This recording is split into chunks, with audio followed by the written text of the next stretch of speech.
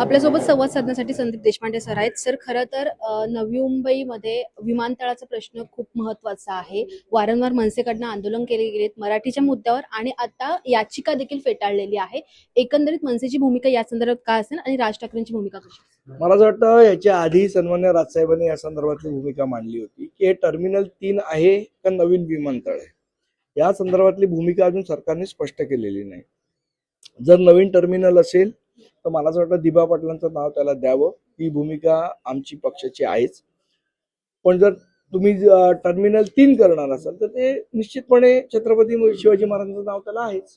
पण सर्वोच्च न्यायालयानेच याचिका फेटाळली, याचा अर्थ केंद्र सरकार आणि सर्वोच्च न्यायालयाने ह्याच्यामध्ये स्पष्ट म्हटलं की या संदर्भात निर्णय घेण्याचा अधिकार न्यायालयाला नाहीये, राज्य शासन आणि केंद्र सरकारला आहे.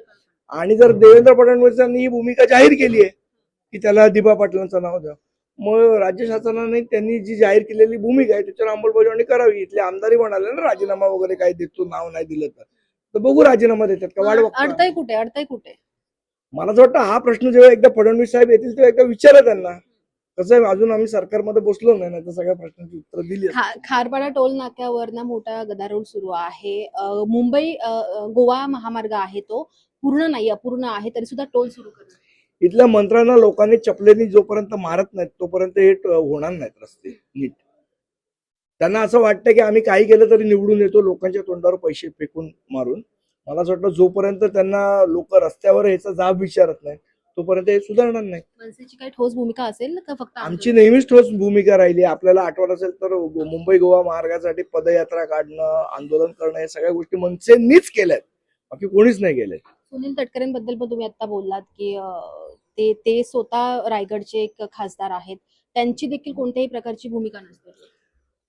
मला आश्चर्य त्याचंच वाटतंय की कुठलीही भूमिका घ्यायची नाही, कुठलंही करायचं. साधा त्यांच्या शहरात म्हणजे त्यांचा जो काय मतदारसंघ आहे माणगाव कोल्हाड, इथला जर रस्ता हा माणूस करू शकत नाही तर हा रायगडची काय मला असं वाटतं परिस्थिती सुधारणार आहे.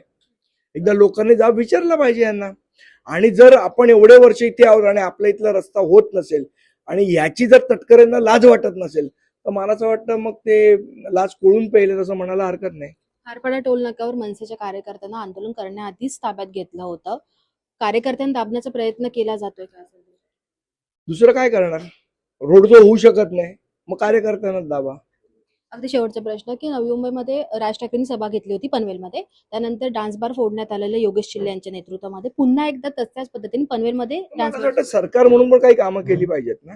शेवट ज्यांना तुम्ही निवडून दिलेत, तिथले आमदार आहेत, ते काय करतायत त्यांना कधीतरी हा प्रश्न विचारा कधी फिरताना दिसले तर. फक्त मनसेने भूमिका घेतली तर फक्त मनसेनीच काम करायचं आणि निवडून भलत्यानी यायचं असं नाही होऊ शकत ना.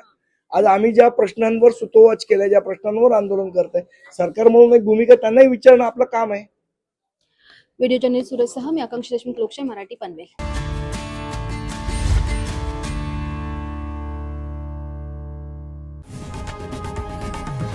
लोकशाही मराठी ऐका, पहा, जागरूक रहा.